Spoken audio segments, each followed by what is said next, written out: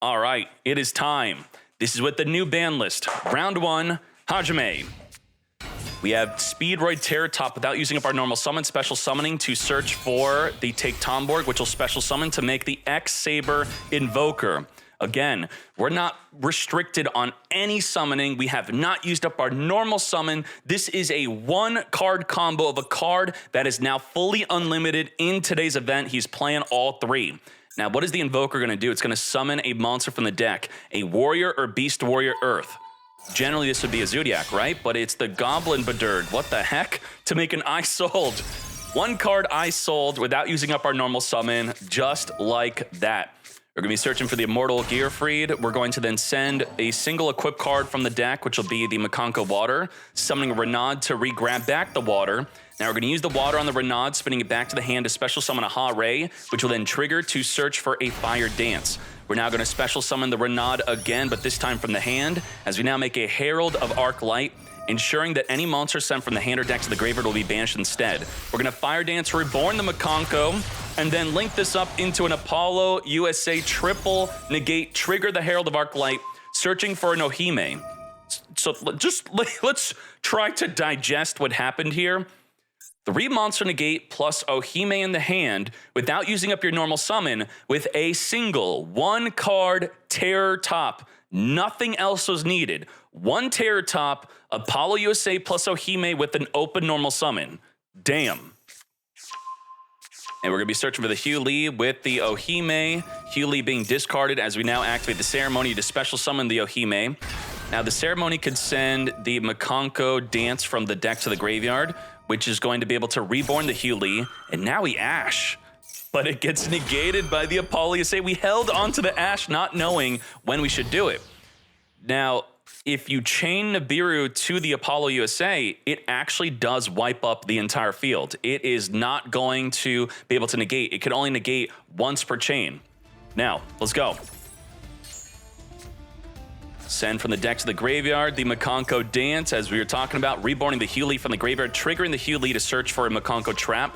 The Rivalry will be able to negate a monster on the field or take control of it. Now using up our normal summon, Sublimination Knight, special summoning a Squeak Knight from the deck, using our Bestial to banish from the graveyard to then send all 3 to the grave for a Promethean Princess, which locks you in a fire monsters only. It's going to reborn a fire monster from the grave as we then link into the Link 4 Amphibious Swarm Ship. What the heck is going on?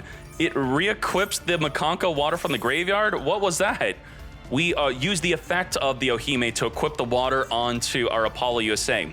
Now we're going to attempt to use the Nibiru, which will be negated by the Apollo USA. Negate! Wow, what did we accomplish here? Let's look at this real quick. So what we have in the graveyard is the Promethean is a disruption. It states that if your monster is destroyed, let's read that part real quick. No, if a monster is special summoned to your opponent's field while this card is in the graveyard, you could target your fire monster and the monster your opponent controls, destroy both of them. So we have destroy a special summon, we have negate a monster effect, we have negate another monster effect or take control, and let's get to it. Also, our Mikanko cards cannot be targeted. Damn. Emergency call, chain to the max C. Get searching. Now, Morisaki has made it to the top 16 multiple times with this Mikanko-like deck, which is now boosted by the Terror Top. A hero lives, special summoning from the deck, our Stratos on summon search in our deck for an elemental hero that is going to be negated by the Apollo USA, but we already have the hero that we probably would have been searching for, which is the Ferris. Ferris discard Shadow Mist is a very good play, as the Shadow Mist will now search your deck for an elemental hero. Ferris will be equipping from the deck a Vision hero. Let's do it. Now, we already used up our normal... We did not use up our normal summons. We could have searched for another Stratos if we want to. The Liquid Soldier could reborn Stratos in the graveyard, then pop back row cards, or search for another hero.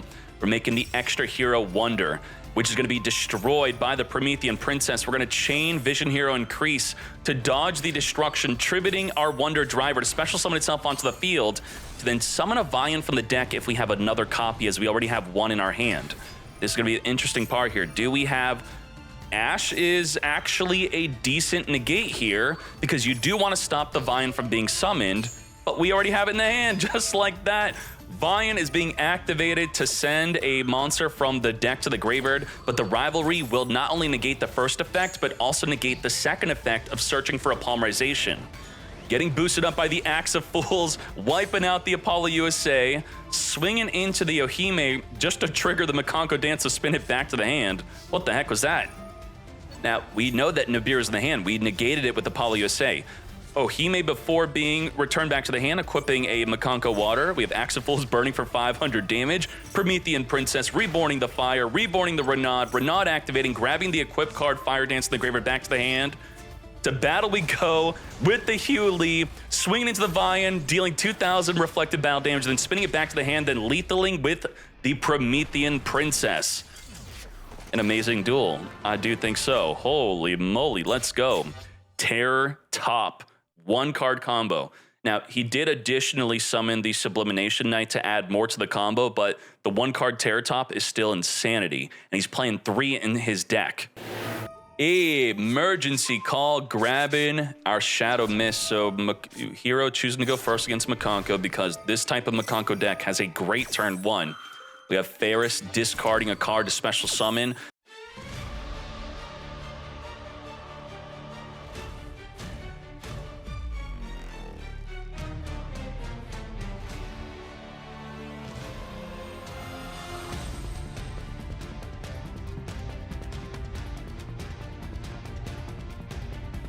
So after all that, we just have a DPE, a Secret Ash, and the Wake Up Your Elemental Hero. I'm not so sure if it's even a disruption here. I don't think so. It is not disruption. But if we destroy the Wake Up Elemental Hero with DPE on the opponent's turn, we could summon a hero from the deck, which I also don't think turns into a disruption. Maybe we could summon a Stratos. Stratos could search for the Honest, which will discard to boost up a monster, maybe. We'll see. This right here, as soon as he summons the Ha-Ray, the Link 2 play is about to happen. So you want to take out the Ha-Ray before they take out the Dark Angel. Pop in the Wake Up Elemental Hero and the Ha-Ray. Ash is going to negate the Wake Up Elemental Hero from summoning possibly a Stratos from the deck here. Now what do we do with that Dark Angel? With no Lingaribo, it's sitting. Ohime is going to be searching for a Hugh Lee. Hugh Lee is going to be discarded after that search. Now, even though the ceremony is going to be negated by the Dark Angel, it still has the effect while in the grave. I believe this only negates these spells in the field. Let's see. It says when a spell, card, or effect you activate resolves, negate that effect if you do, or if it did not have an effect, destroy that card. Okay, so negate. Dark Angel, I do not think so. Ceremony from the graveyard, descend from the deck to the graveyard, negate again. It is negate the activation and the effect. Both are negated. If it said only negate the activation of a spell card, that would be on the field, flipping it up or activating from the hand. If it's already face up or you're activating it from the grave, you're activating the effect, you're not activating the card. So always think about that difference. Are you activating an effect or are you activating a card? Let's go. DPE, destroying the DPE Fusion Destiny, triggering DPE during the end phase to reborn during the standby. Now, Mikanko Rivalry does not work. You have to control a Mikanko to even activate it to take control of DPE or to negate. Now, DPE did not even reborn itself. We reborn the Denier instead to now make an extra Cross Crusader. Cross Crusader, reborning our Denier from the graveyard, tributing it to search our deck for a hero, which will be our Vian. Vian will send a hero from the deck to the graveyard, which will be our Ferris. That doesn't really do anything. We're now freeing Mikanko from the binds of Dark Angel, but it does not look like we have lethal damage. Within the battle phase, we're going to mass change into our Dark Law, swinging in for 2,400 damage, leaving the opponent at 3,000 life. Now, is the Dark Law enough to win this duel? Any card sent to the graveyard is banished instead. If you add a card from the deck to the hand, we randomly banish a card from the hand. So, what's good? Squeak Knight. We have Ohime to add a card, which will trigger the Dark Law to banish. Banishing the Squeak Knight. Wait, we did not trigger the Dark Law? Why not? If your opponent adds a card, you get to ban, you know, what the heck? We didn't want to activate it? Ceremony special summon our Ohime. Ceremony's not going to be able to activate its in-grave effect because it's banished. We're now activating the Rivalry to equip the Double-Edged Sword onto the Mass Change Dark Law to double reflect 4,400 damage for game. Damn. Did we say no to Dark Law banished from the hand? Is that what happened? I don't understand. If your opponent adds a card, except during the draw phase, which we activated during the main phase, you can't Ohime in the draw phase, banish a random card. I think we said no. Holy moly. Wait, he did ban? No, you have to discard with Scareclaw. He discarded through the effect of a Hime. It says add a card, then discard. So the Darklaw would have then also activated to banish another card. The Scareclaw was not from Darklaw. Ziad says he misplayed a lot. It's understandable, and I do want y'all to understand that the difference between a great player and a bad player is the bad players don't know when they misplay. They just keep on playing. They don't know why they're losing, and you may have that feeling when playing a new game. I've had that feeling going into teamfight tactics early on, going, why am I losing? I'm not understanding my mistakes. So that's one of the biggest things you want to identify is when you're screwing up. We have Tellarknight versus Labrynth, set called by pass. Lirin requires another Tellarknight to make a good play. If a Tellarknight is summoned, you then special summon this card. But if this card is summoned, you could still add a Tellarknight spell from your deck to your hand. Okay. Set 5 pass Labrynth. Holy moly. We got big welcome, regular welcome, imperm, solemn judgment, which could not negate a monster effect, but it could negate the summon of the Altair. Did we negate the summon? We did not. We are going to be activating the Welcome Labrynth. I do want you to understand that when you normal summon Altair, you have player priority to respond to your own summon before the opponent.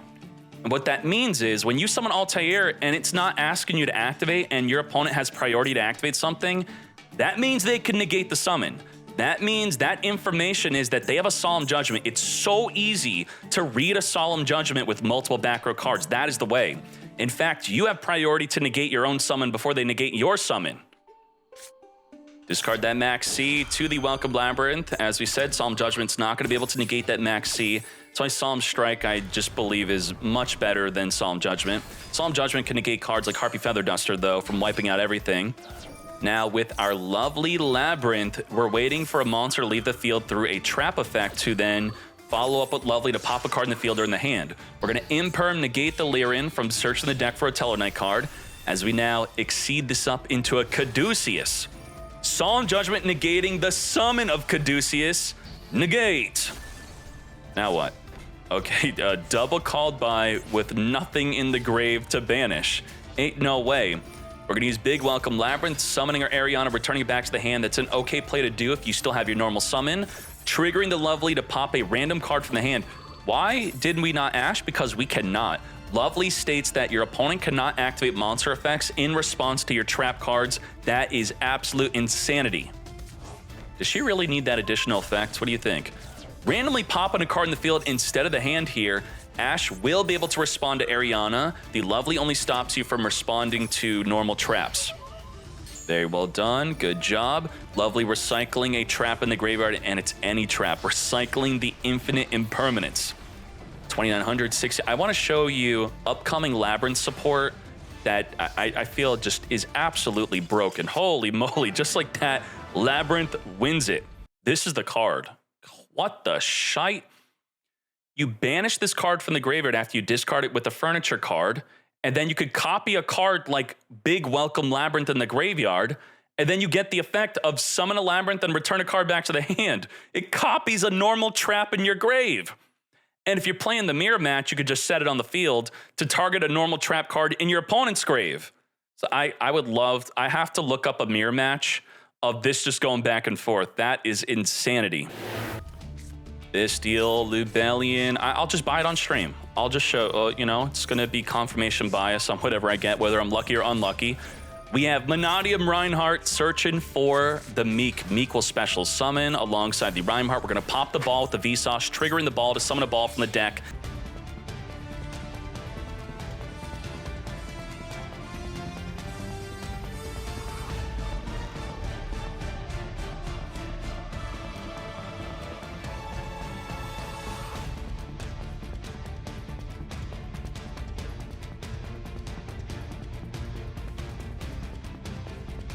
And now we have Anaconda into what? Oh my gosh.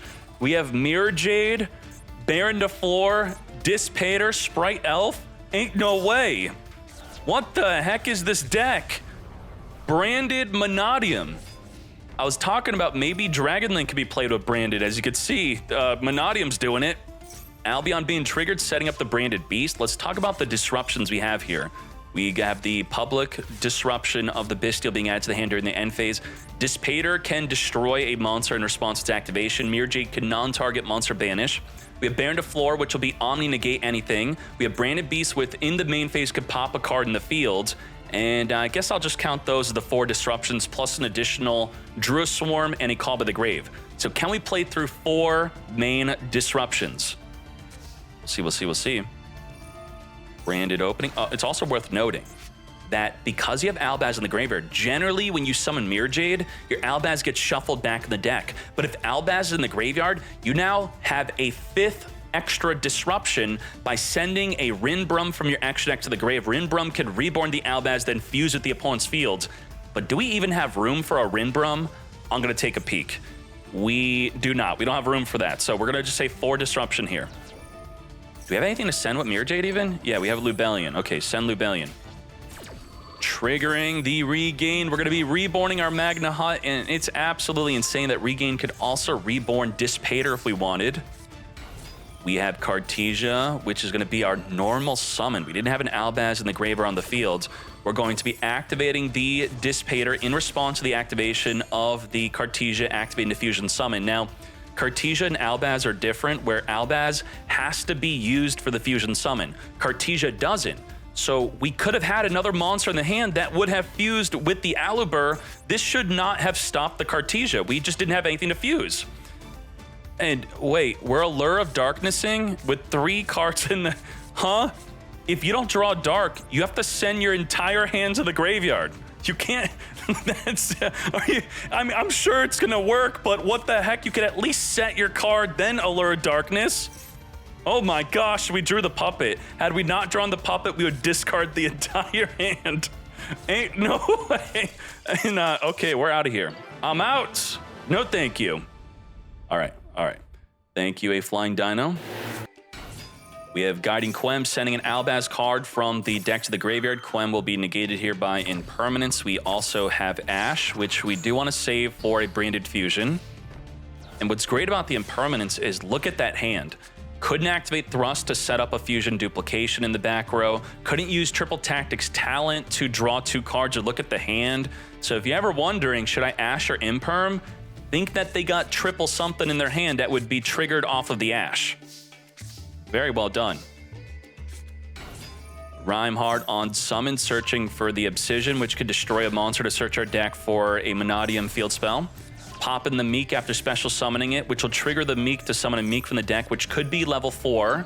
Call by the Grave, pop, negating and banishing the Meek is big, because the field spell would have wanted to pop it again, which would have then reborned it and then summon another Meek from the deck. So this does negate having 2 Meeks on the field.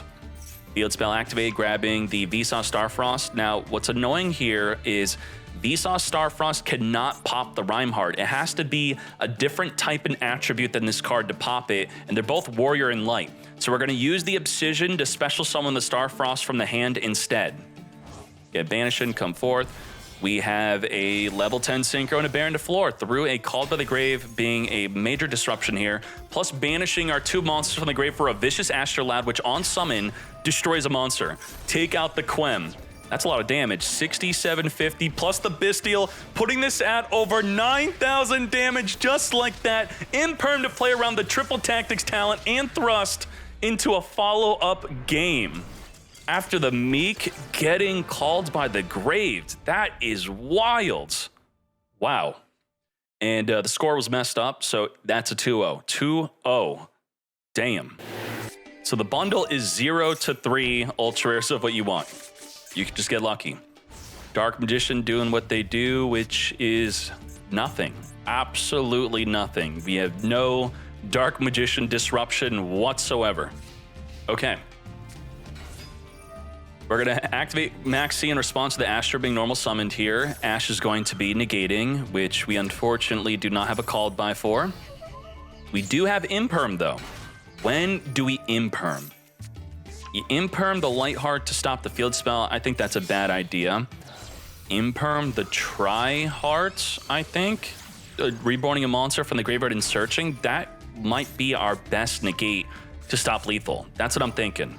So we did not stop the Lightheart from grabbing the field spells. They already had one in the hand, but we don't know that. Arrival arrive from the graveyard back in the field. Lightheart, Tryheart that is. This is where we negate. So you gotta wait for it to activate. Now, what the heck is this card? You could banish a Scareclaw Link monster from your graveyard or fields to then target a card your opponent controls and destroy it. Of course, going for the Eternal Soul, but it's in the imperm column. We may as well just activate it, right? This is not a hard once per turn activation. It is going to be per copy you summon.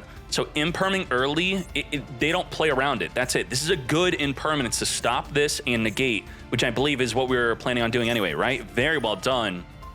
The defanging has no reason to be in the middle. That is not good. All right. And now you can't special summon for the graveyard. He's attempting to. Wait a second. Are you unaffected? Wait, you can't be targeted? Oh my gosh.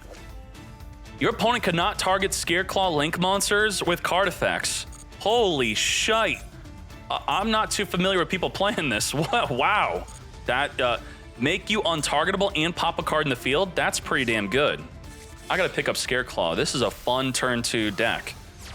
And Tryheart, as I said, could activate again. Reborn from the Grave, search. Reborn from the Grave and search. Let's get to it. It's gonna have 4 attacks? Is that right? What the? This is definitely lethal. Special summoning the Scareclaw, Kashtira. Field spell, popping the Eternal Soul on the field because we have 3 monsters in defense.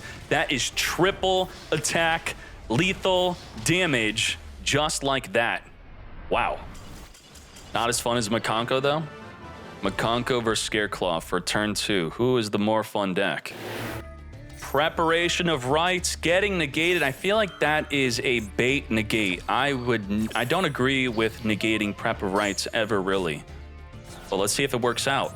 It did allow us to use triple tactics talent. We're going to draw 2, and we're going to stack a card on top of the deck to ensure that we draw that card, the Illusion of Chaos, to our hand. Come to me.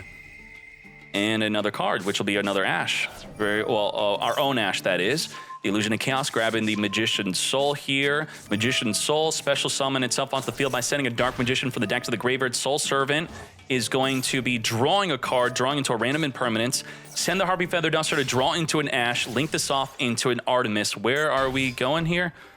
Again, Dark Magician has no Dark Magician disruptions, but we do have some other disruptions through Imperm, Ash, Maxi. Druid Swarm could maybe get banished and do something.